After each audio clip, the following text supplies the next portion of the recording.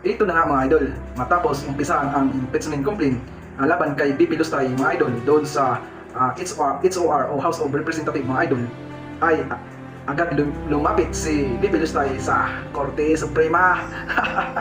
Ayun na nga mga idol, no? Ginamit na naman ang style ni BP Lustay para pigilan ang impeachment complaint laban sa kanya mga idol. Ang mga kakampi niyang abogado mga idol ay nag-file ng petition upang pigilan na hindi matuloy ang impeachment complaint ni BP Lustay mga idol. So, akala ko ba mga idol si BP Lustay ay confident sa kanyang sarili na wala siyang kasalanan?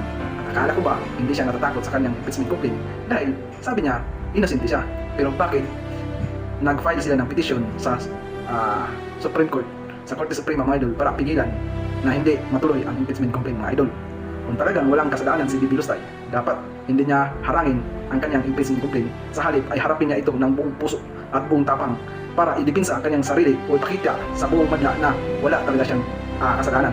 At dahil dyan, kung mapapatunayan na wala siyang kasalanan mga idol, mas lalong maraming Pilipino ang magtitiwala sa kanya dahil hinarap niya ang impeachment complaint na buong tapang at mapawalang bisa siya at nalinis ang kanyang pangalan. Pero dahil sa ginagawang pag-iwas ni BP Lustay doon sa HOR na unang hearing ng kanyang impeachment complaint, ay hindi siya sumipot, hindi siya nagpakita mga idol. At siyempre, natural na paghinalaan siya ng taong bayan na hindi siya dumalo sa naturang hearing, baka guilty. So, yun mga idol. Dahil ang tao, kapag wala talagang ginagawang masama, ay hindi takot yan humarap kahit saang korte.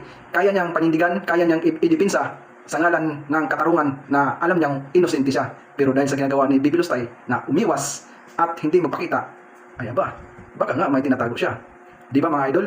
Imbis na sa halip na 1, 2, or 3, or 5 lang ang abogado niya na kukunin para idipinsa ang sarili ni BP Lustay, ay nag-hire ito o kumuha ito ng 16 na abogado para ipagtanggol si BP Lustay.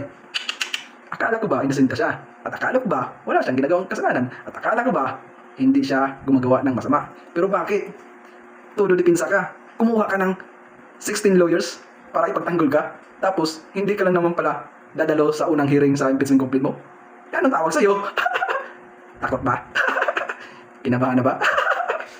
Kaya tumakbo ka sa Supreme Court. Tumakbo ka sa Korte Suprema. Nag-file ka pa ng petition Aray ko!